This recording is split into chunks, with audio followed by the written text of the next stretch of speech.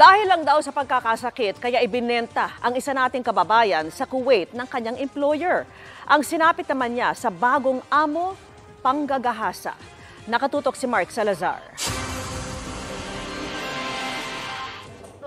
Isang taong impyerno sa bansang inakala niyang magdadala ng ginhawa sa kanyang buhay.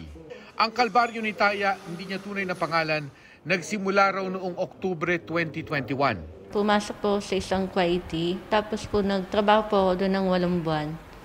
Tapos po pagkalipas po ng 8 buwan, nagkasakit po isang araw. Basta na lang po ako pinaalis ng amo ko. Hindi ko alam, dinala niya ako sa bagong amo. Binenta niya ako ng 1,900 KD sa bago kong amo. 370,000 pesos ang katumbas niyan. Malayo sa sahod niyang katumbas ng 20,000 pesos kada buwan bilang domestic helper.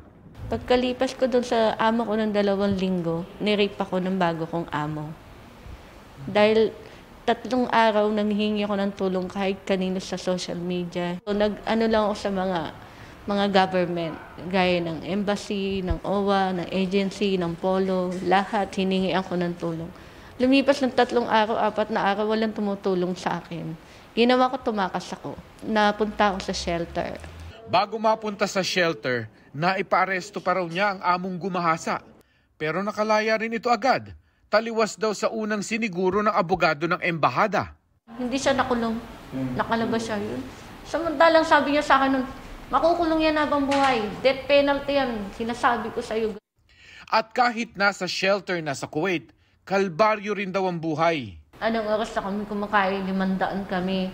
Wala lang kaming pwesto. Minsan 5 araw, wala kaming aircon, nakasarado lahat. Inabol na namin, hininga namin. 3 buwan na si Taya sa Pilipinas at kasalukuyang nasa pangangalaga ng abogado ng recruitment agency ni Jollibee Ranara, ang OFW na pinatay sa Kuwait. Pero sabi ni Taya, wala rin daw siyang tulong na nakuha sa ating gobyerno. Sinabihan nila kami na maayos kayo pagdating sa airport. Kaya pagdating sa airport, wala rin kami nakuhang tulong.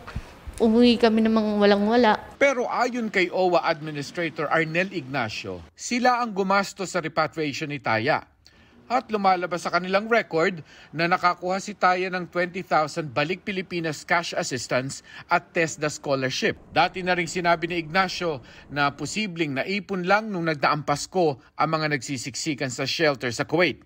Kaugnay naman ng kasong rape, nagpadala na kami ng sulat sa ating embahada sa Kuwait para alamin ang naging resolution niyan. Para sa GMA Integrated News, Mark Salazar, nakatutok 24 oras.